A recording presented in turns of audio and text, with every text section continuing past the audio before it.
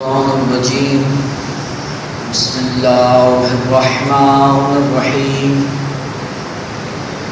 الحمد لله رب العالمين بارئ الخلائق أجمعين فاطر السماوات والأرضين باعث الأنبياء والمرسلين ثم الصلاة والسلام والتحية والإكرام على سيدنا ومولانا ونبينا أبي القاسم المصطفى محمد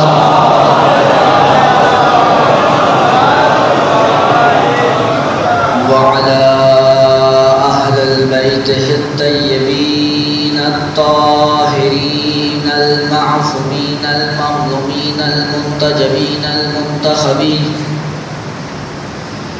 ولعنة الله على أعدائهم أجمعين من الأولين والآخرين يا رب العالمين.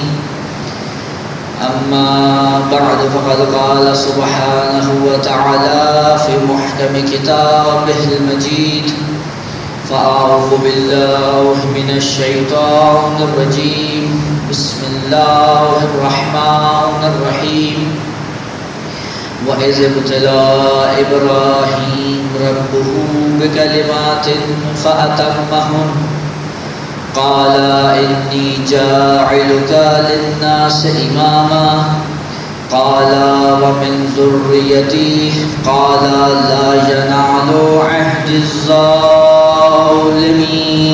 صلوات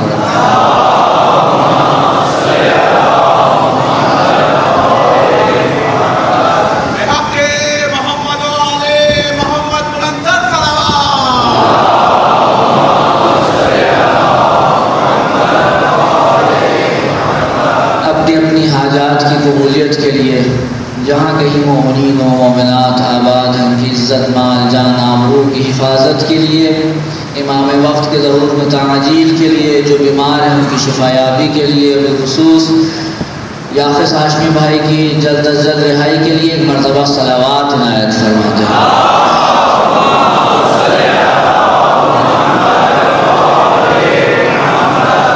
اذان محترم سلسلہ گفتگو کی تیسری نشست ہے اور مسلسل جو عنوان زیر بحث ہے وہ مقام امام و امامت از زبان امام رضا ہے.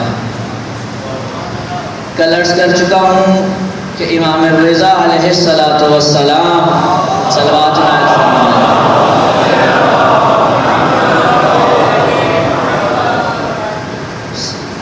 مروی الکافی اور دوسری کتابوں میں ایک طویل حدیث ہے جس کے اندر امام نے امام اور امامت سے متعلق وہ مطالب بیان کیے ہیں کہ جن سے انسان کو خود امام اور امامت کی معرفت کی راہ ملتی ہے. کل میں نے آپ کے سامنے اس حدیث مبارکہ کا پہلا جملہ نقل کیا تھا اور میں آج چاہ رہا ہوں کہ ایک طویل اقتباس نسبتاً اس حدیث کا آپ کے سامنے نقل کروں. لیکن اس سے پہلے کہ اس حدیث کا اقتباس آپ کے سامنے نقل کروں میں چاہتا ہوں کہ ترجمے کی حد تک یہ بتاؤں کہ امام نے جو کل کہا تھا کہ یہ امت اپنی آراء کی وجہ سے مشکل کا شکار ہوئی ہے، اس کی وجہ آگے چل کے امام کیا بیان کرنا چاہتے ہیں. امام فرماتے ہیں کہ یہ امت مسلمہ اس وجہ سے مشکلات کا شکار ہوئی اور اپنی آراء کے اندر ہی پھنس کے رہ گئی کیونکہ انہوں نے خدا کے حکم کی تعمیل نہیں کی. اور وہ کون سا حکم تھا؟ وہ حکم تھا جو خدا نے اپنے نبی پر اس وقت نازل کیا جب ان کی عمر کے آخری ایام چل رہے تھے. اور وہ آخری ایام وہ تھے کہ جب حجۃ الوداع سے رسول اللہ واپس پلٹ رہے تھے تو ایک ایسا میدان آیا کہ جہاں پر سب کو حکم ہوا کہ اس سے جو آگے بڑھ گئے ہیں وہ واپس لوٹیں، اور جو پیچھے رہ گئے ہیں ان کے آنے کا انتظار کیا جائے۔ غدیر کے اندر آگے چلے جانے والوں کو واپس بلانا، اور جو پیچھے رہ گئے ہیں ان کو ملحق کرنا اس بات کی علامت تھا کہ جو بھی یہ کہہ کر آگے بڑھ گئے کہ نعوذ باللہ علی اللہ ہیں، انہیں واپس لوٹنا پڑے گا، اور جو یہ کہہ کر پیچھے ہٹ گئے کہ علی بعد رسول مومنین کا مولا نہیں ہے، انہیں آگے آنا پڑے گا۔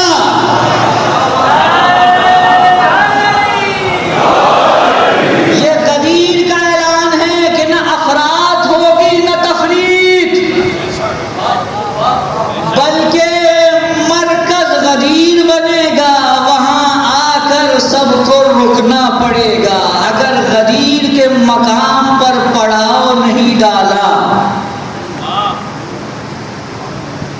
تو ہدایت کی ذمہ داری نہیں ہے،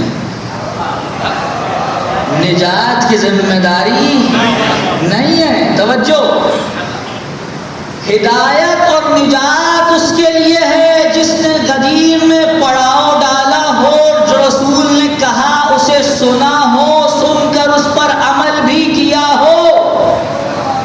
اگر فقط سن لیا تب بھی کام نہیں چلے گا۔ رسول اللہ پر آیت نازل ہو رہی ہے، یا ایھا الرسول بلغ ما انزل الیک من ربک وان لم تفعل فما بلغت رسالتہ واللہ یعصمک من الناس واللہ لا یہدی القوم الکافرین۔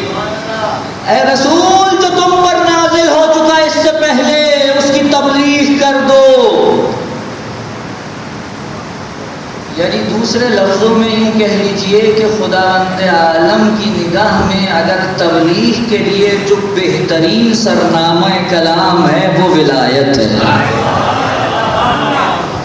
کہا ولایت کی تبلیغ کر دو، اور اگر یہ نہ پہنچایا تو میری طرف سے کچھ نہ پہنچایا۔ اور ایک عجیب جملہ کہا خدا نے، واللہ یعصمک من الناس۔ توجہ میری طرف رکھیے گا، اللہ تمہیں انسانوں کے شر سے محفوظ رکھے گا۔ بھائی یہ کون سے انسان ہیں؟ یہ کون سے انسان ہیں؟ تازہ تازہ حج کر کے لوٹ رہے ہیں، وہ بھی رسول کی معیت میں۔ اس کے بعد بھی خدا کہہ رہا ہے اللہ تمہیں انسانوں کے شر سے محفوظ رکھے گا۔ معلومہ کوئی ایسے تھے حاجیوں کے لباس میں کہ جن سے شر کا امکان و خطرہ تھا، تو خدا نے کہا اے رسول تم اعلان کرو، ہم تمہیں ان کے شر سے محفوظ رکھیں گے۔ اور یہ پوری داستان آپ کے ذہن میں موجود ہے، اگر اجازت دے تو اسے چند مصروں میں آپ کے سامنے بیان کروں۔ ظاہراً کسی واقعے کو اگر مصروں کی صورت دے دی جائے تو اس کا فائدہ یہ ہوتا ہے کہ وہ زندہ رہتی ہے۔ توجہ، آپ دیکھیے ائمہ معصومین کی بارگاہ میں جب شعراء آتے تھے، ائمہ انہیں اپنے سے اکرام و انعام سے نوازتے تھے اور فرماتے تھے کہ ان شعروں کو یاد کراؤ دوسروں کو، کیونکہ شعر تاریخی سند ہوتا ہے۔ زبان عرب میں شعر تاریخی سند ہے۔ اگر شعر کی صورت میں کوئی چیز آ جاتی تھی، عربوں کو شعر بڑے یاد رہتے تھے۔ اس لیے جیسے ہی رسول نے اعلان غدیر کیا تھا، سب سے پہلا شعر ایک صحابی نے اٹھ کے کہا تھا، کہا یا رسول اللہ اجازت ہے شعر کہوں؟ کہاں تمہیں اجازت ہے شعر کہو؟ اس سے کھڑے کھڑے وہاں پر رسول اللہ کی معیت میں غدیر کے واقعے کو منظوم صورت میں نظم کیا۔ یہ سلسلہ اس دن سے چلا حسان بن ثابت نام ہے. کیا نام ہے جی؟ اور رسول نے دعا دی کہ جب تک تم ہمارے حق میں زبان چلاتے رہو گے روح القدس تمہاری مدد کرے گا. یہ سلسلہ ادھر سے شروع ہوا اور آج تک جاری ہے. ایک شاعر ہے، اس نے کیا پورا مسدس لکھی، کہا کہ خدا نے رسول کو مخاطب کر کے کہا کہ میرے محمد رسول برحق ہو، تجھ پہ 100 سلام میرا. میرے محمد رسول برحق ہو، تجھ پہ 100 سلام میرا. یہیں پہ رک جا، بغور سن لے اشد ضروری پیام میرا. ہر ایک حاجی کو پوری تفصیل اسے سنا دے پیغام میرا. اسی میں پوشیدہ ہے رسالت، اسی میں پنہا مقام میرا.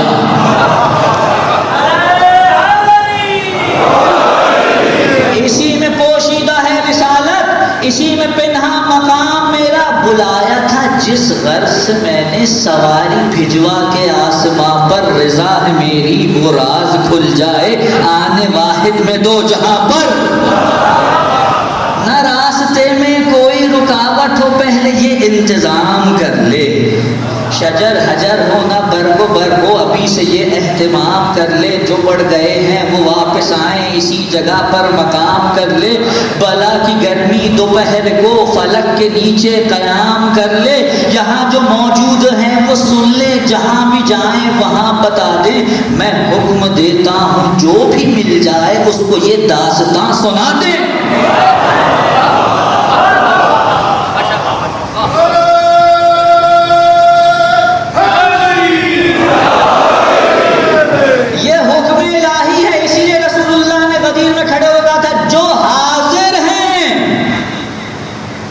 ان تک پیغام پہنچا دیں جو حاضر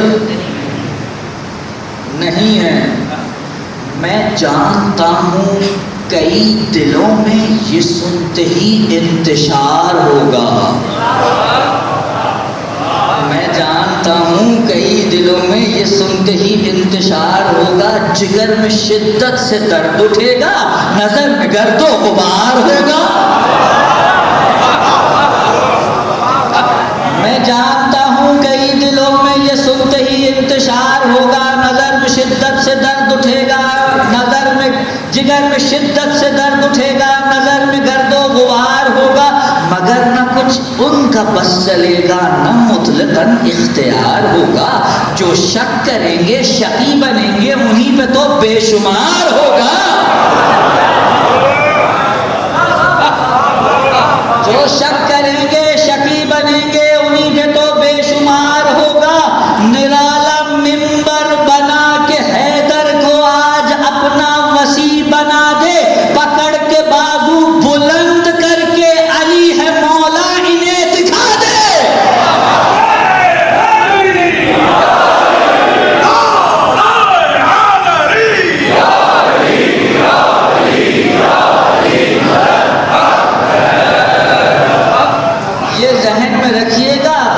کے اندر مولا بنائے نہیں گئے، دکھائے گئے ہیں. علی مولا دکھائے گئے ہیں. یہ مت کہیو بنائے جا رہے ہیں، یہ مت کہیو بنائے جا رہے ہیں. علی مولا دکھائے جا رہے ہیں. علی کو مولا دکھایا گیا ہے. اجازت دیں یہ جملہ آیت اللہ جوادی عاملی کا نقل کروں. وہ کہتے ہیں یہ ولایت کوئی ایسی چیز نہیں ہے جو غدیر میں علی کو ملی اور سقیفہ میں علی سے چھن گئی. علی کو ملی نہیں ہے، موجود پہلے سے تھی اور سقیفہ میں چھنی نہیں ہے. یہ چھن سکتی نہیں ہے. یہ کوئی ایسی چیز نہیں ہے کہ رسول نے ہاتھ میں تھمائی تو اگلے دن آ کر کوئی ہاتھ سے چھین کے لے جائے گا. جس کو اللہ بنائے وہی ہے، اور جس کو نہ بنائے پوری دنیا زور لگا لے وہ نہیں ہے.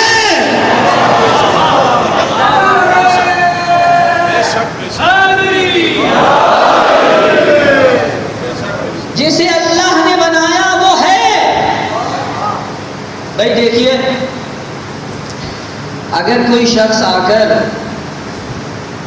خدا کی توحید کو ماننے سے انکار کر دے تو کیا خدا کی توحید پہ کوئی فرق پڑے گا؟ ساری دنیا اس کو سجدے کرنے لگے تب بھی اس کی سلطنت میں 1 انچ اضافہ نہیں ہوتا، اور اگر ساری دنیا منکر ہو جائے تو اس کی سلطنت میں 1 انچ کی کمی نہیں آتی۔ کیوں؟ کیونکہ جو ہے وہ ہے۔ جس طرح سے خدا کو ماننے یا نہ ماننے سے خدا کی توحید پہ کوئی فرق نہیں پڑتا، اسی طرح سے علی کو امام ماننے یا نہ ماننے سے علی کی امامت پر کوئی فرق نہیں پڑتا۔ یہ اپنی اپنی شرافت کا معاملہ ہے۔ کوئی آئے آ کر خدا کی توحید کو مانے تو ہم کہیں گے اس نے اپنی شرافت کا حق ادا کر دیا، اور اگر کوئی آئے اور آ کے علی کی ولایت و امامت کو تسلیم کرے تو ہم کہیں گے اس نے اپنے خون کی شرافت کا حق ادا کر دیا۔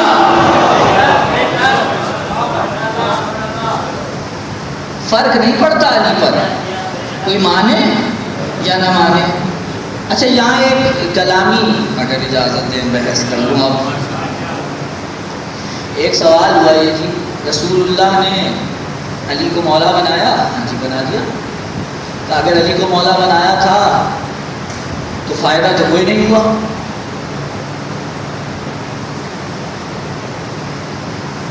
فائدہ تو کوئی نہیں ہوا۔ اگر علی کو مولا بنایا تھا تو علی کو چاہیے تھا زور زبردستی کرتے اور جو ان کا حق تھا اسے چھینتے۔ اب 2 باتیں، یا تو علی اپنے آپ کو خلافت کا حقدار ہی نہیں سمجھتے تھے، اور یا یہ کہ اگر سمجھتے تھے تو نعوذ باللہ علی میں اتنی قوت و بہادری نہیں تھی کہ وہ اپنا حق لے سکتے۔ توجہ ہے؟ یہ جو پیچھے والے بالکل خاموش بیٹھے ہیں ان کو تھوڑا سا میں آگے آنے کے لیے گزارش کروں گا، سوال پڑھیں اور تھوڑا سا آگے تشریف لے آئے، کافی جگہ ہے بیچ میں۔ سوال سمجھ میں آ گیا؟ اعتراض سمجھ میں آ گیا؟ اگر علی کا حق تھا تو لیتے، اب نہیں لیا تو 2 ہی باتیں، یا تو اپنا حق سمجھتے ہی نہیں تھے، اور اگر سمجھتے تھے تو ان میں اتنی قوت و طاقت نہیں تھی کہ وہ اسے لے سکتے۔ دونوں صورتوں میں بات کس پہ آ رہی ہے؟ علی پہ۔ میں کہتا ہوں صاحب چلیے اس طرح سے چلتے ہیں، کیا خدا معبود حقیقی ہے یا نہیں ہے؟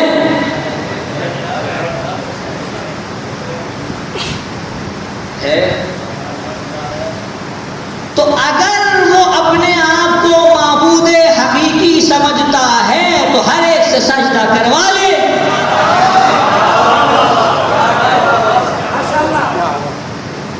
اگر وہ اپنے آپ کو معبود حقیقی سمجھتا ہے تو وہ ہر ایک سے سجدہ، جیسے ہی اذان ہوئی ریموٹ کی طرح سے ہر انسان سجدے میں گر جائے۔ اب اگر وہ ہر انسان سے سجدہ نہیں کروا رہا تو 2 باتیں ہیں،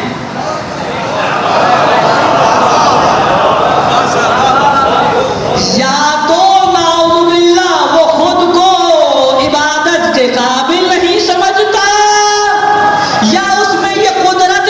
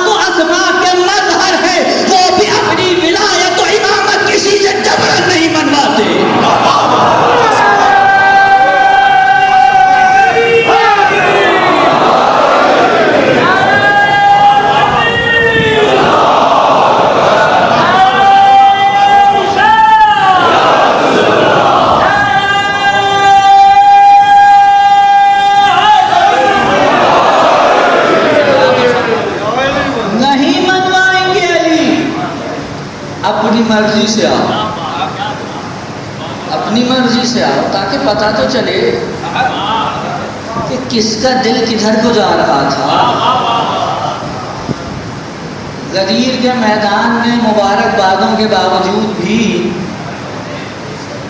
زبانی جمع خرچ کے بعد دل میں کس کے کیا تھا، یہ اسی وقت معلوم ہو سکتا تھا جب اپنے اختیار کو چھوڑا جاتا۔ خدا نے حجت تمام کی ہے لیکن اختیار سلب نہیں کیا۔ اختیار سلب نہیں کیا، اپنی مرضی سے مانو اور نہیں ماننا تو بھی اپنی مرضی سے مانو۔ لہٰذا کیونکہ جم غفیر کے اندر اعلان ہوا تھا اور جب دیکھا گیا کہ جناب علی یہ تو نہیں جھٹلایا جا سکتا، بیان کرنی پڑے گی خم غدیر کی بات، بیان کرنے پڑے گی خم غدیر کی بات، چھپائیں کیسے کہ ہے مجمع کثیر کی بات، چھپائیں کیسے کہ ہے مجمع کثیر کی بات، غدیر خم میں سب اپنے ہیں کوئی غیر نہیں، غدیر خم میں سب اپنے ہیں کوئی غیر نہیں، بہت قریب کے رشتے مگر ضمیر کی بات،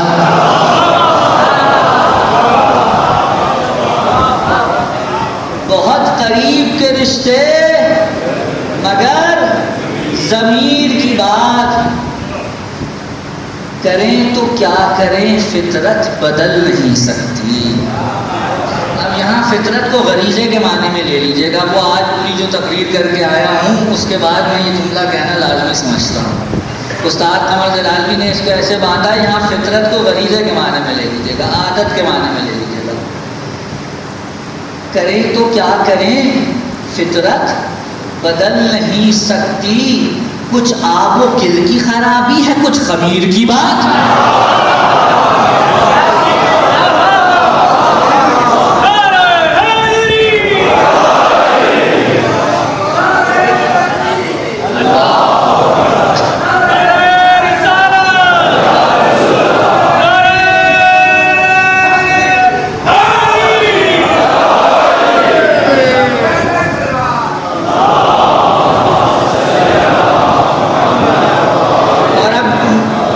شعر اس وقت میرے حافظہ میرا ساتھ نہیں دے رہا، مقطع عرض کر دیتا ہوں۔ اب اس مقطع کو میں کھولوں گا نہیں، مقطع آپ کی سماعتوں کی نظر ہے، جس نے جیسے سمجھ لیا۔ نتیجہ کیا قمر ایسی فلک نشینی کا، نتیجہ کیا قمر ایسی فلک نشینی کا، سمجھ سکے نہ ستارے مہ منیر کی بات،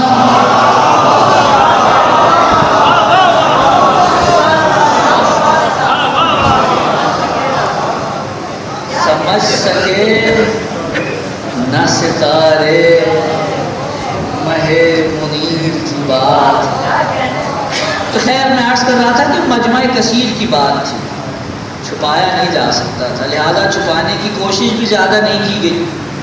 بہت سی احادیث ہیں جنہیں چھپانے کی کوشش کی گئی ہے، لیکن غدیر خم کی حدیث کو بہت کوشش کے بعد بھی چھپایا نہیں جا سکتا۔ آپ جا کے دیکھیے روایات کے اندر، ذرا اجازت ہے تھوڑی سی گفتگو کا رخ موڑوں۔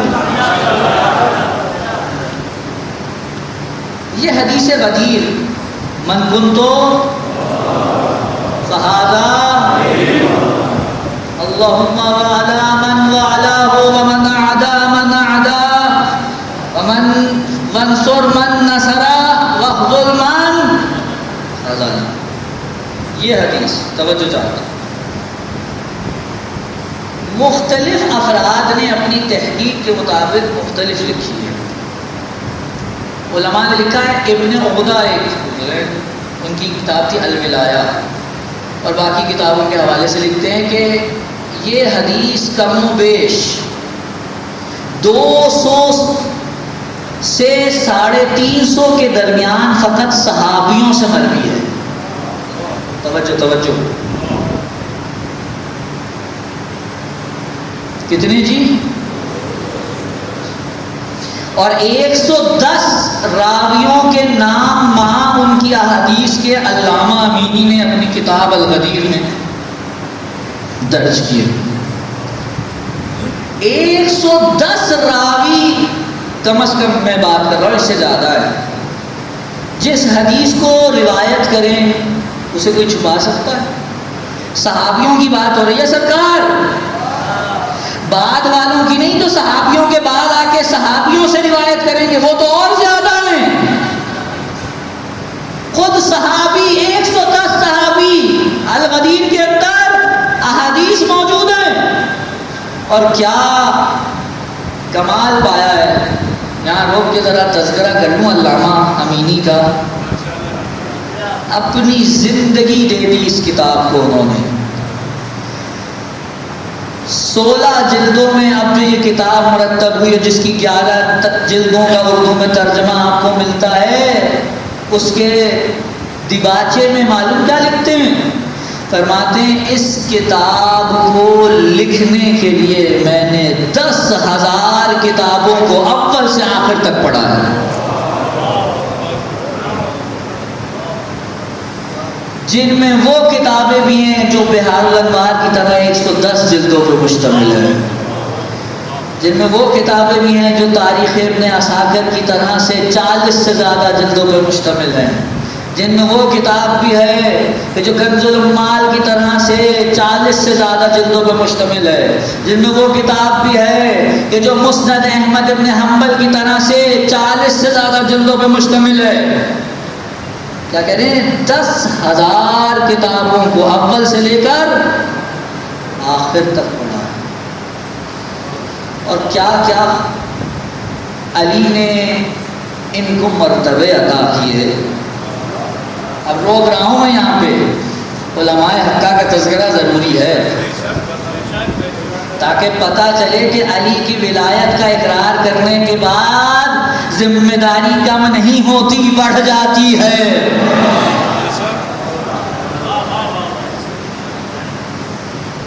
کہتے ہیں جی کہ مجھے ایک کتاب کی ضرورت تھی اور یہ کتاب میں ڈھونڈتا رہا اور مجھے معلوم ہوا کہ یہ کتاب آج تک چھپ نہیں سکی. توجہ، یہ کتاب آج تک چھپی نہیں ہے. تو کہاں ہے؟ دنیا میں اس کے جتنے بھی نسخے ہیں کلمی نسخے ہیں، ہاتھ سے لکھے ہوئے. ابھی بھی بہت سی ایسی کتابیں جو مومنین قمس کی زیارت سے مشرف ہو چکے ہیں، انہوں نے یقیناً آیت اللہ مرشی نجفی کی لائبریری کا بھی دورہ کیا ہوگا، نہیں تو کم از کم باہر سے تو ضروری دیکھ رکھا ہوگا. لاکھوں کی تعداد سے کلمی نسخے موجود ہیں. علامہ ہلی کے ہاتھ کے لکھے ہوئے نسخے بھی موجود ہیں. علامہ مجلسی کے ہاتھ کے لکھے ہوئے بھی نسخے موجود ہیں. کہنے جی میں نے بڑی کوشش کی، ایک شخص کا مجھے پتا چلا کہ جس کے پاس اس کا کلمی نسخہ ہے، اور اس سے جب مانگا تو اس نے دینے سے انکار کر دیا کہ میں نہیں دیتا. بھائی کسی کے پاس کلمی نسخہ ہو کہاں دینے کو تیار ہوتا. اب تو کسی کے پاس کتاب ہی ہو تو وہ کسی کو نہیں دیتا. مشہور ہے نا، کتاب اگر کوئی کسی کو دے دے تو بے وقوف ہے، اور اگر لینے والا واپس کر دے تو وہ اس سے بڑا بے وقوف ہے.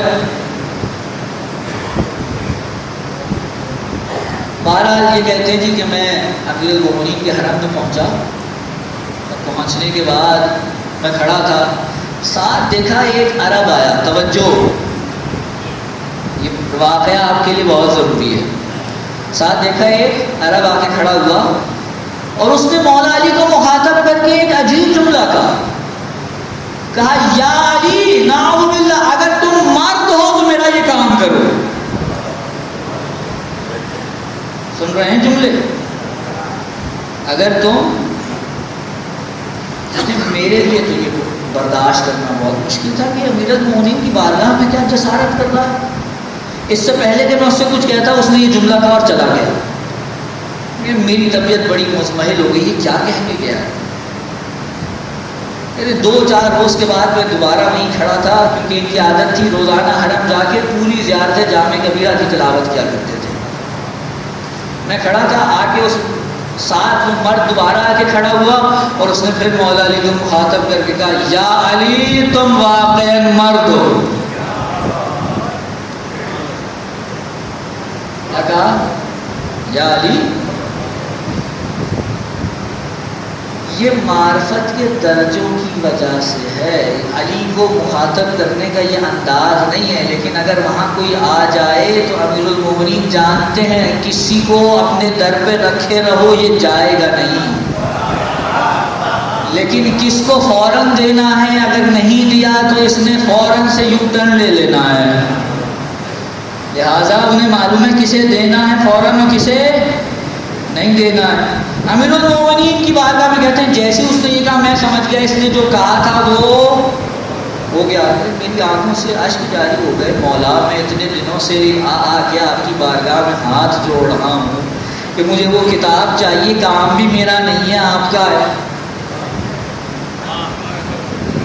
میرا کام تھوڑی ہے بھائی، میں تو آپ کی ولایت کا دفاع کر رہا ہوں، مجھے کتاب لکھ دی ہے، حوالہ دینا ہے، کتاب نہیں مل رہی، اتنے دن سے آ کے آپ سے گزارش کر رہا ہوں کچھ کرم کیجئے، کہہ رہے بس دل پسیج گیا، روتا ہوا گھر واپس آیا، گھر پہنچا ابھی لباس اتار کے رکھ ہی رہا تھا کہ دروازے پہ دستک ہوئی، میں باہر نکلا تو ایک شخص آیا، کہنے لگا شیخونا ہم یہ جو سامنے خرابہ جو ٹوٹا ہوا جو گھر ہے اس میں تازے شفٹ ہوئے ہیں، صفائی کر رہے تھے، یہ کوئی مسودہ ملا ہے، یہ آپ پہلے میری بیوی کہہ رہی ہے ہمارے کس کام کا ہے، جا کے شیخ کو دے دو۔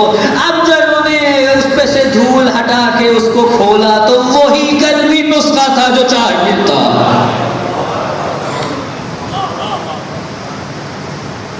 مقام مقام تو مدد کر کے آگے بڑھے۔ اس کتاب میں انہوں نے راویوں کا تذکرہ کیا، بہرحال میں عرض کرا تھا راویوں کا 110 راویوں کا حدیثوں کے ساتھ تذکرہ کیا، رد نہیں کر سکتے حدیث بدیل کو تو کیا کریں؟ کہا حدیث کو حذف نہیں کر سکتے، لفظ مولا سے کھیلو، لفظ مولا سے کھیلو، لفظ مولا سے جو کھیل شروع ہوا، اس کے نہیں یہ معنی، اس کے نہیں یہ معنی، اس کے نہیں یہ معنی، اس کے نہیں یہ معنی، اور اب یہاں تک آپ میرے ساتھ آ گئے۔ اب میں حدیث کا امام رضا کی جملہ آپ کے سامنے نقل کروں اس پورے تمہیدی مرحلے سے گزرنے کے بعد، کہ جس میں میرے مولا اب کیا ارشاد فرما رہے ہیں، توجہ چاہتا ہوں۔ کل کیا عرض کیا تھا، یہ قوم اپنی آرام میں پھنس کے رہ گئی ہے، اور اب میرے مولا کیا ارشاد فرما رہے ہیں، کہا ان اللہ عز وجل لم یقبض نبیہ حتی اکمل لہ الدین، خدا نے اپنے نبی کی روح کو قبض نہیں کیا اس وقت تک جب تک اس نے اس دین کو کامل نہیں کر دیا۔ جب غدیر میں اعلان ولایت ہو گیا تو کون سی آیت اتری تھی؟ الیوم اکملت لکم دینکم واتممت علیکم نعمتی ورضیت لکم الاسلام دینا، آج کے دن میں نے تم پہ نعمت تمام کی اور تمہارے دین کو مکمل کر دیا، اور تمہارے دین سے، تمہارے اسلام سے بطور دین راضی ہو گیا۔ توجہ، امام کیا فرما رہے ہیں، خدا نے نبی کی روح کو قبض نہیں کیا اس وقت تک جب تک اپنے دین کو مکمل نہیں کر لیا۔ وَأَنزَلَ عَلَيْهِ الْقُرْآنَ، اور اس نے اپنے نبی پہ قرآن نازل کیا، فِيهِ تِبْيَانُ كُلِّ شَيْءٍ، اس میں ہر چیز کا بیان ہے۔ اللہ، دیکھتے جائیے امام لے کے کہاں جانا چاہ رہے ہیں، توجہ چاہتا ہوں آج اس پورے فقرے پر۔ فیہ حلال والحرام، قرآن میں حلال بھی ہے حرام بھی ہے، والحدود والاحکام، اس میں حدود بھی ہیں اور احکامات بھی ہیں، وجمیع ما یحتاج الیہ الناس، اور ہر ہر وہ چیز جس کی انسانوں کو احتیاج اور نیاز مندی ہے. یہ کس کی تعریف بیان کر رہے ہیں امام؟ قرآن کی. اور جب یہاں پہنچے تو اب کیا فرماتے ہیں؟ فقال عز وجل ما فرطنا فی الکتاب من شیء، ہم نے اس کتاب میں کسی چیز کو فراموش نہیں کیا، کوئی چیز نہیں چھوڑی، سب بیان کیا. وَأَنزَلَ فِي حَجَّةِ الْوِدَاعِ وَهِيَ آخِرَ عُمْرِهِ، اور حجۃ الوداع کے موقع پر جب ان کی آخری عمر تھی تو اس میں خدا نے یہ آیت نازل کی الیوم اکملت لکم دینکم، دین مکمل ہو گیا. اب فرماتے ہیں وَأَمْرُ الْإِمَامَةِ مِن تَمَامِ الدِّينِ، یہ جو امامت ہے نا، اس امامت کے ذریعے سے دین پورا ہوا ہے. توجہ چاہتا ہوں، یہ جو امامت ہے نا، اس امامت کے ذریعے دین پورا ہوا. اب مجھے یہاں آپ کے ساتھ ایک بحث کرنی ہے اور مجھے یقین ہے کہ آپ میرا ساتھ نہیں چھوڑیں گے. توجہ ہے حضرات کی؟ جب یہ کہا جاتا ہے کہ دین کامل ہوگا تو اس کے کیا معنی ہے؟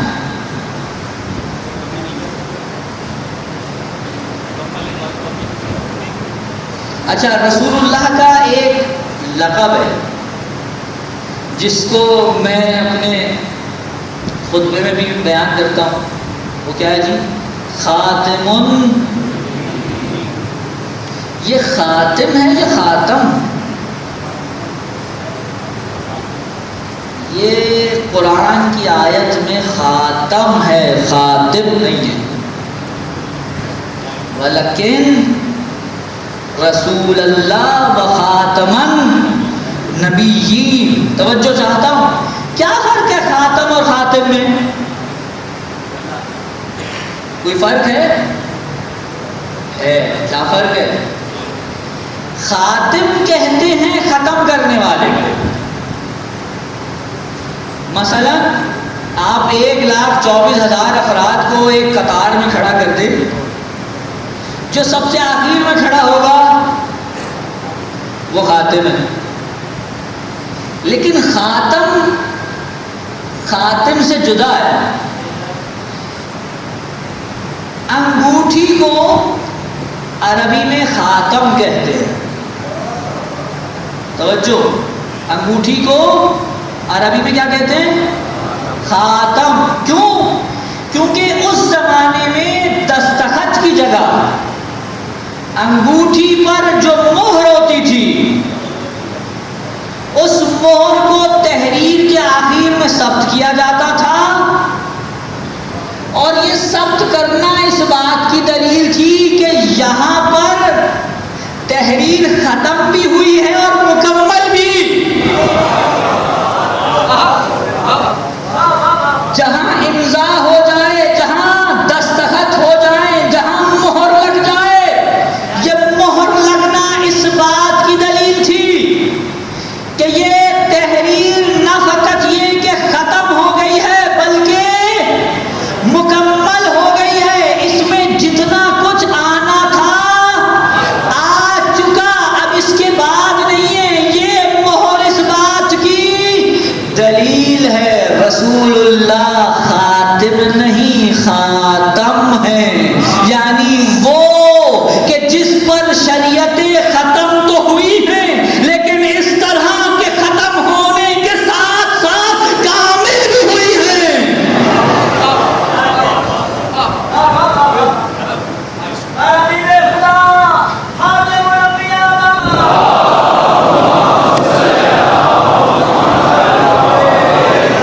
یعنی دین مکمل ہوا. دیکھیے، رسول اللہ کو اگر کوئی یہ کہہ دے یہ آخری نبی ہیں تو اس میں کون سی فضیلت ہے؟ آخری نبی ہونے میں فضیلت نہیں ہے. فضیلت اس میں ہے کہ جو سلسلہ شروع ہوا تھا وہ اس شخص پہ فقط ختم نہیں ہوا، وہ کامل ہو گیا ہے. جب کامل ہو تو یہ فضیلت ہے. اسی لیے خدا نے کامل کرنے کے لیے چنا بھی نبیوں میں اس نبی کو جو سید الانبیاء ہے، جس کی ظرفیت باقی تمام نبیوں کی ظرفیتوں سے زیادہ ہے، جس کی وجہ سے اسے خاتم النبیین بنایا ہے، کہا اے رسول تمہاری شریعت نے تا قیامت جانا ہے، ہم نے دین پورا کر دیا، مکمل کر دیا۔ سوال کیجئے اگر دین مکمل ہو گیا کیوں شریعتیں الگ الگ بھیجتا رہا؟ یہ سوال اکثر ہو جاتا ہے کچھ ایسے افراد کی طرف سے جو دین کے اوپر اعتراض کرتے ہیں، یعنی اس کا مطلب یہ ہے کہ نعوذ باللہ خدا اپنے ارادے بدلتا رہا، یعنی نعوذ باللہ ایسا ہوا کہ جیسے ہمیں وقت گزرنے کے ساتھ ساتھ یہ معلوم ہوتا ہے کہ یہ جو کیا تھا یہ صحیح نہیں تھا، اب اس کے بعد ایک اور کام کر لیتے ہیں۔ یعنی مثلا ہم نے آئین بنایا، ایک آئین، اس آئین کے بعد ہم نے دیکھا اس کی کچھ شکوں میں خرابی ہے تو اسے پلٹ دیا، پھر دیکھا نہیں اس میں کچھ اور ترمیم ہو سکتی ہے تو اور کر دی، پھر دیکھا کچھ اور ترمیم ہو سکتی ہے تو اور کر دی۔ تو کیا نعوذ باللہ خدا کے لیے کوئی ایسا معاملہ تھا کہ پہلے وہ اپنی سوچ کی بنا پہ یہاں تک پہنچا، پھر اس نے دیکھا نہیں اس میں تو کچھ خرابی ہے، نوح تمہاری شریعت کو ختم کیے دے رہے ہیں، ابراہیم کی آ رہی ہے، ابراہیم کی شریعت پہ پہنچا کہ نہیں یہ تو کچھ کمی رہ گئی، چلو ایسا کرتے ہیں، اس کے بعد موسیٰ کی، عیسیٰ کی، اور اب آخر میں رسول اللہ کی توجہ چاہتا ہوں، میرے اس جملے پہ توجہ رکھیے کہ پوری بحث ایک دوسرے سے جڑی ہوئی ہے۔ کیوں رسولوں کے ساتھ شریعتیں بدلتا رہا؟ مثال پہ توجہ کر چاہتا ہوں، بچہ جب پیدا ہوتا ہے تو اس کے بعد جب سے وہ پیدا ہوتا ہے ایک عمر تک اس کے لباس بدلتے رہتے ہیں۔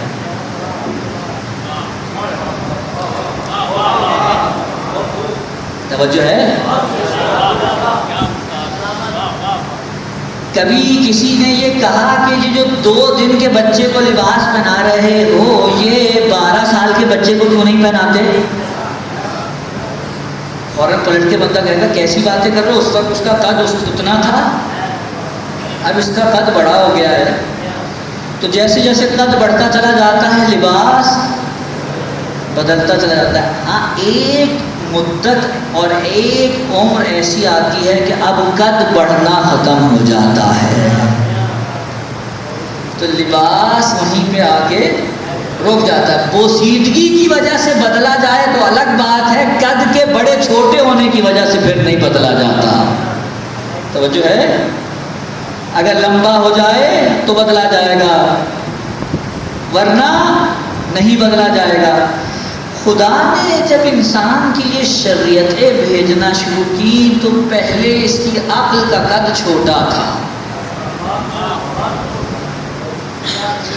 جیسے جیسے اس کی عقل کا قد بڑا ہوتا چلا گیا ویسے ویسے اس کے لیے ویسا لباس شریعت آتا چلا گیا، اور ایک مدت آئی کہ وہ ایسا مرحلہ تھا کہ خدا نے کہا اب ہم نے اس کی عقل کے قد کو کامل کر دیا، اس کے بعد شریعت مکمل، دین کامل، اب اس کے بعد کوئی دوسری شریعت نہیں آئے گی۔ رسول خاتم النبیین ہیں، یعنی کیا؟ یعنی ان کے اوپر کامل ہو گیا دین۔ لیکن اب توجہ چاہتا ہوں، دین کامل ہوگا تو اس کے اندر کیا چیز ہونی چاہیے جس کی وجہ سے وہ کامل ہو؟ بہت تیزی سے گزر رہا ہوں، وقت مکمل ہو گیا ہے۔ پہلی چیز، خدا کی طرف سے کوئی قانون آئے، وہی نازل ہو، یہ پہلا رکن۔ 3 رکن ہے، توجہ، خدا کی طرف سے وہی نازل ہو، یہ پہلا رکن۔ دوسرا رکن، کوئی ہو جو اس نازل شدہ وحی کی تفسیر بیان کرے، اور تیسرا رکن، توجہ چاہتا ہوں، کوئی ہو کہ جو اس کی تفسیر بیان کرے اور ایسے کرے کہ اس کی محافظت کرے، اس کی محافظت کرے۔ اور تیسرا رکن، جب محافظت کرے اور تشریح ہو جائے، محافظت کرے تو اس دین کو صرف کتابوں میں نہ رہنے دے، اس کا اجرا کرے۔ اگر دین فقط کتابوں کے لیے ہے، اجرا کے لیے نہیں، تو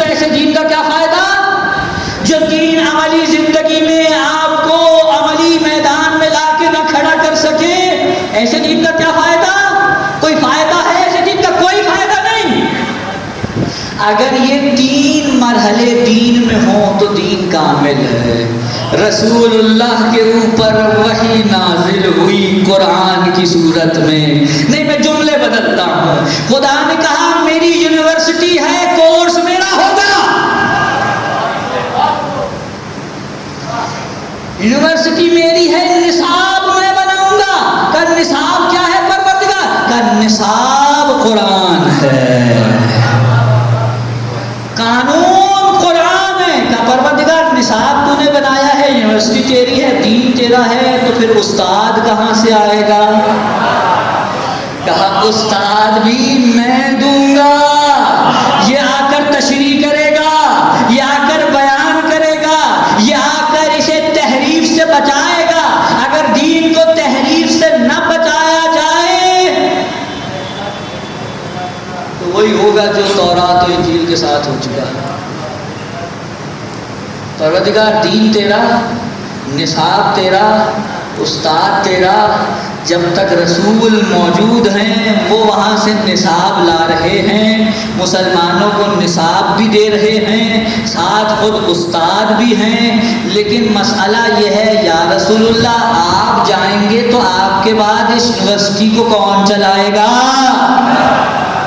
اس نصاب کو کون چلائے گا؟ کہا دیکھو دو کرسیاں ہیں، ایک پہ قرآن رکھا ہے، ایک پہ میں بیٹھا ہوں، نصاب کی جگہ خالی نہیں ہو رہی، استاد کی جگہ خالی ہو رہی ہے۔ استاد میں ہوں، جو بھی میری جگہ پہ آ کے بیٹھے گا وہ ویسا ہونا چاہیے جیسا میں ہوں، اگر میرے جیسا نہیں ہے تو تفسیر و تبیین نہیں کر سکتا، لہذا دین اسلام کا پہلا رکن موجود،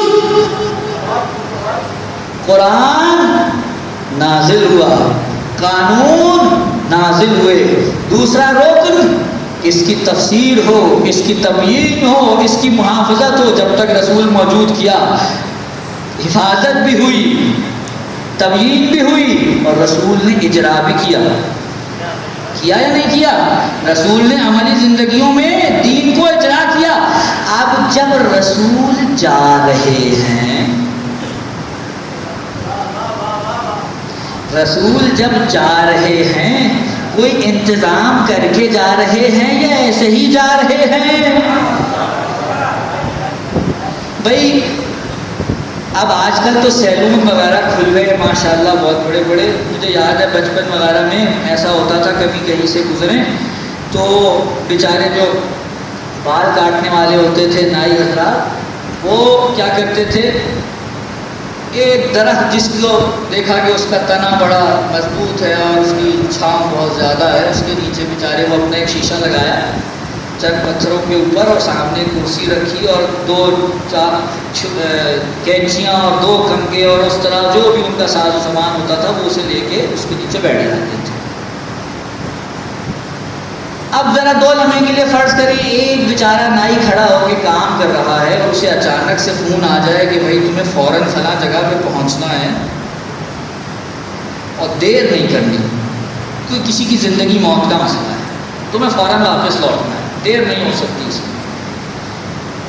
جانے سے پہلے وہ بھی اپنی ان کینچی کنگے استروں کے لیے کسی کو محافظ بنا کے جائے گا۔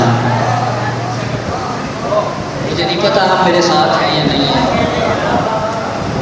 جبکہ اسے پتا ہے یہ کوئی ایسی چیز نہیں ہے جو دوبارہ خریدی نہ جا سکے۔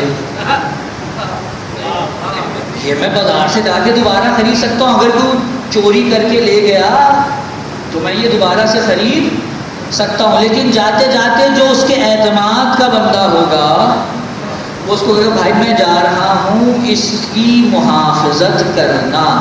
ایک چھوٹے سے بندے کو جس کا کل اثاثہ 2-4 ہزار روپے ہے، وہ اپنے اس اثاثے کو جس کے بارے میں اسے پتا ہے کہ دوبارہ لے سکتا ہوں بنا محافظ کے چھوڑ کے نہیں جاتا، تو وہ نبی جس کو پتا ہے میں خاتم النبیین ہوں اور میرے بعد کوئی نبی نہیں ہے، اور سارے نبیوں کی نبوت میری نبوت پہ ٹکی ہوئی ہے، ساری نبیوں کی محنت میری نبوت پہ ٹکی ہوئی ہے، یہ دین جو مکمل ہو رہا ہے وہ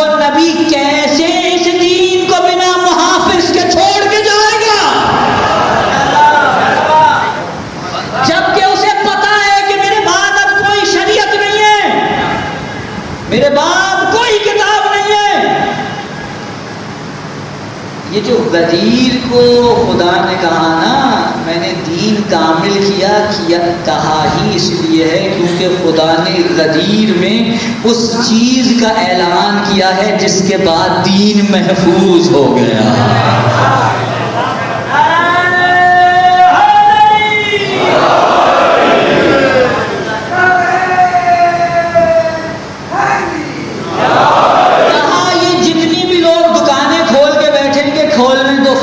پڑتا ایک وارث حقیقی ہر دور میں موجود ہے۔ اور تیسرا مرحلہ جو اجرا کا ہے، جب تک حفاظت نہ ہو اجرا نہیں ہو سکتا۔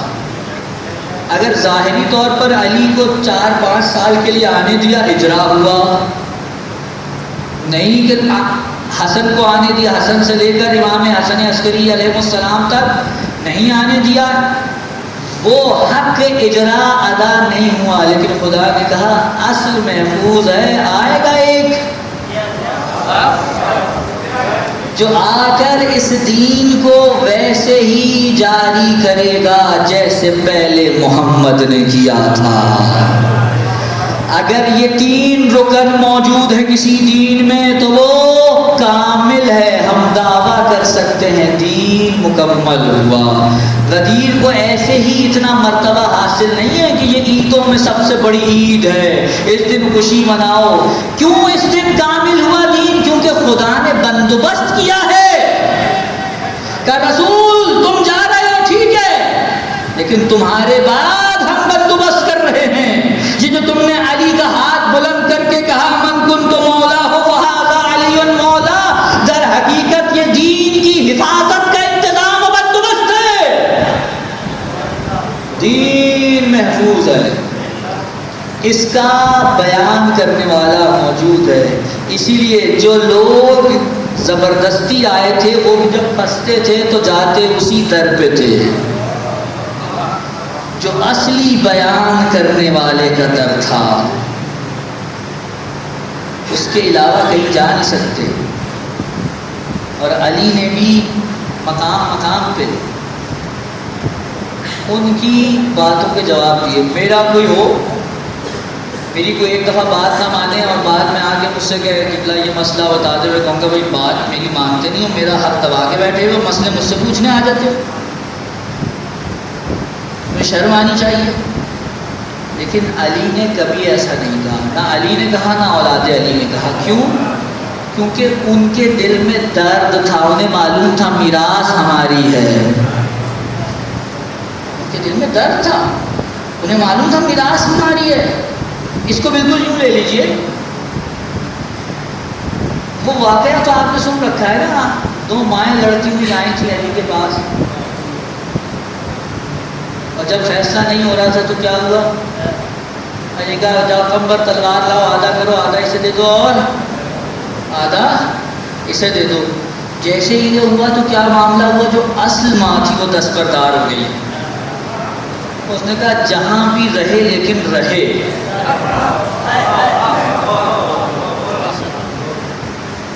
علی اور اولاد علی اصل وارث تھے۔ جب انہوں نے دیکھا کہ اگر جنگ چھڑی تو اسلام خطرے میں پڑ جائے گا تو جو اصلی تھے وہ دستبردار ہوئے، کہا جہاں بھی رہے رہے، مسئلہ نہیں ہے، میرا 11واں بیٹا آ کر خود حاصل کر لے گا۔ درد تھا علی کے دل میں، اس لیے علی کو کوئی دوستی نہیں تھی، علی کے دل میں کوئی کسی شخصیت کے لیے نرم گوشے نہیں تھے، علی کے لیے دل میں دین کے لیے نرم گوشے تھے۔ یعنی یوں نہیں کرو یوں کرو، یوں نہیں کرو یوں کرو، مانو گے تو بھی ٹھیک ہے، نہیں مانو گے لیکن علی اپنا فرض ادا کرتا رہے گا۔ امام کیا فرماتے ہیں کہ خدا نے ولایت اور امامت کے ذریعے سے دین کو کامل کیا ہے، اور جب یہ دین کامل ہو گیا تو اب یہ کہا جا سکتا ہے کہ یہ دین تا قیام قیامت قابل عمل ہے۔ یعنی کوئی آ کے یہ نہیں کہہ سکتا زمانہ بدلے گا تو دین بدلو، نہیں جناب، دین کامل ہے، نبی نے دین کامل کر کے مسلمانوں کے ہاتھ دیا ہے۔ اسی لیے جب بھی جہاں بھی جیسے بھی آ کے سوال ہوئے ائمہ نے جواب دیے، اور جب جواب دیے تو اس میں کوئی یہ چیز نہیں دیکھی کہ یہ اپنا ہے یا غیر ہے، جو آ کے پوچھ رہا ہے جواب دے رہے ہیں، کیونکہ دین کے وارث ہیں، خدا نے انہیں امام بنایا ہے۔ میں نے عرض کیا کیونکہ دین خدا کا ہے لہذا محافظ بھی خدا بنائے گا، کسی ایسے کو محافظ نہیں بنا سکتا جس کے اوپر یہ شک ہو کہ پتہ نہیں حفاظت کر بھی سکتا ہے نہیں کر سکتا۔ اگر عصمت نہ مانی جائے تو کیسے دلیل پکڑی جائے گی کہ یہ اس کی حفاظت کر لے گا یا نہیں کرے گا؟ ہاں جہاں عصمت ہو وہاں یہ بات بالکل طے ہے، جیسا وہاں سے لیا ہے ویسا ہی پہنچا رہا ہے، جیسا رسول سے لیا ہے ویسا ہی پہنچایا ہے، نہ کوئی کمی ہوئی ہے نہ کوئی زیادتی ہوئی ہے۔ امامت دین کے نظام کو مکمل کرنے کا نام ہے، توجہ۔ لہذا جن کے اسلام میں تاحال امامت داخل نہیں ہے، وہ امامت کے داخل نہ ہونے کی وجہ سے اسلام کے اوپر نعوذ باللہ حرف اٹھانے کی گنجائش پیدا کر رہے ہیں۔ اچھا جملہ کہہ دوں، میرا دل چاہ رہا ہے، آپ نے دلیل یہ رکھی رسول اللہ جا رہے تھے، اگر جانے سے پہلے کوئی نظام نہیں دے کے گئے تو یہ عقل نہیں مانتی، ایسے ہے؟ ایسے ہی ہے نا بھائی، رسول جائیں تو جانے سے پہلے کوئی نظام دے کے جائیں، یہ ضروری ہے، اگر نہ دے کے گئے تو کیا ہوگا؟ حد جو بند ہو جائے گا، دین کی محافظت کا مسئلہ بچ جائے گا۔ اچھا یہی اشکال تو پھر امام جب جا رہے ہوں گے غیبت میں تب بھی تو ہوگا۔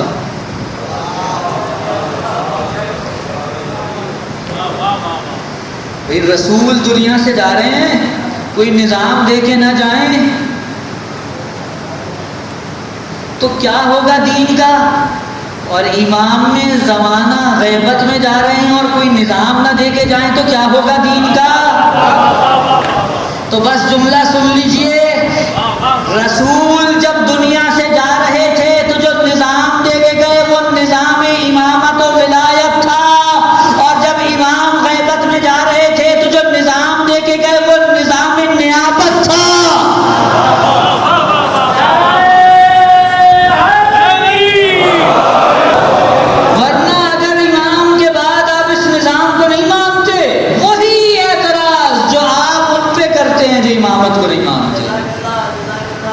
وہی اعتراض آپ پہ، امام چلے گئے بنا کوئی نظام کیے، ہمیں ایسے ہی چھوڑ کے چلے گئے۔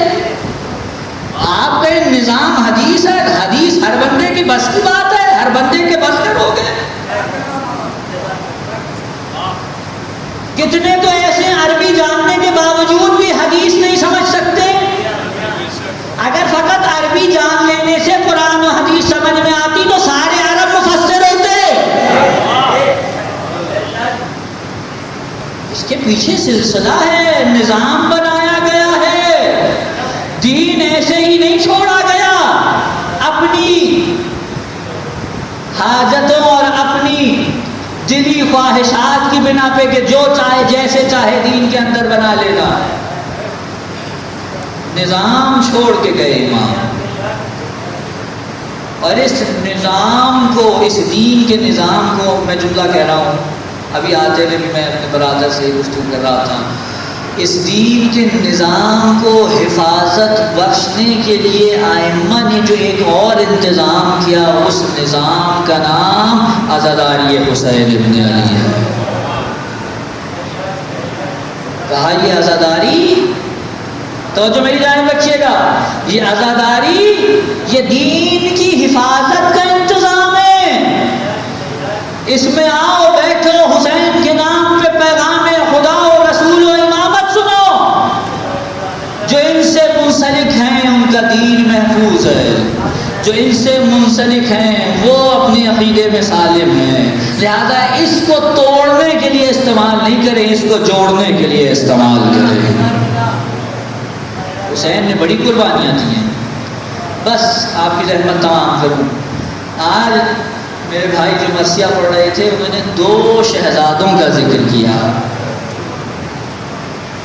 یہ وہ شہزادے ہیں کہ جن کی شہادت پہ کوئی ایسا بھی نہیں تھا اپنا جو ان کی لاش کو گلے سے لگا لیتا.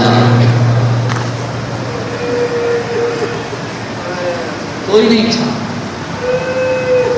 روایت کہتی ہے کہ یہ بچے ابن زیاد کی قید میں تھے. دن میں اتنا کم کھانا آتا تھا کہ ایک دن دوسرے شہزادے سے پہلے نے کہا بھیا صبح میں ملتا ہے یا شام میں ملتا ہے، ایسا نہ کیا کریں، صبح سے شام تک روزہ رکھ لیا کریں. کہا بھائی بات تو تم نے اچھی کی ہے.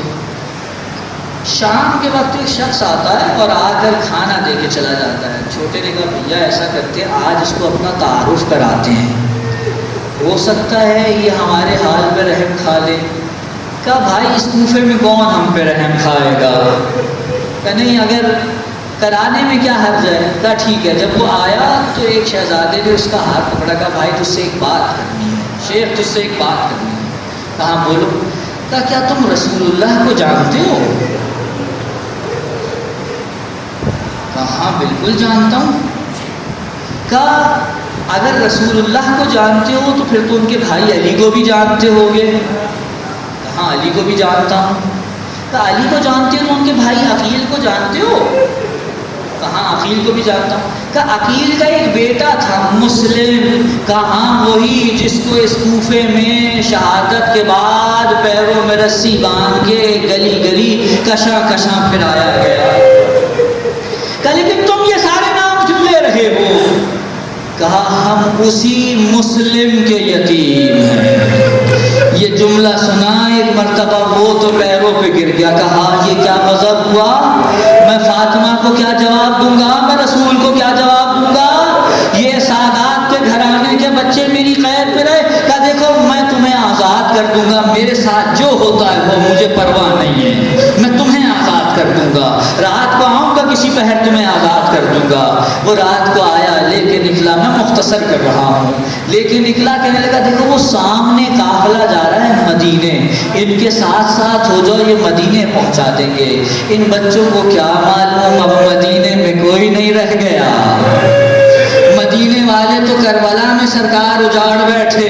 عزادارو یہ بچے نکلنا شروع ہوئے اور نکلتے نکلتے جب اس قافلے کے پیچھے چلے تو پیچھے جاتے جاتے قافلہ کیونکہ سواریوں پہ تھا، یہ بچے پیدل تھے. وہ آگے نکل گئے، یہ رہ گئے، بچھڑ گئے، راہ بھول گئے. دن کا چاندنا نکلنا شروع ہوا. ایک مرتبہ دونوں شہزادوں نے ایک درخت پہ چڑھ کے پناہ لے لی. اب جب اندھیرا ہوگا تو پھر سفر شروع کریں گے. عزادارو یہ بچے جیسے ہی درخت پہ چڑھے نا، ایک مرتبہ ایک خاتون آتی ہے نیچے پانی بھرنے. اس نے چاند سے چہرے دیکھے اور چہرے دیکھنے کے بعد ایک مرتبہ اوپر نگاہ کر کے کہا تم کون ہو؟ کہا جان کی امان پائیں تو کہیں. کہاں بتاؤ؟ کہا ہم مسلم کے یتیم ہیں.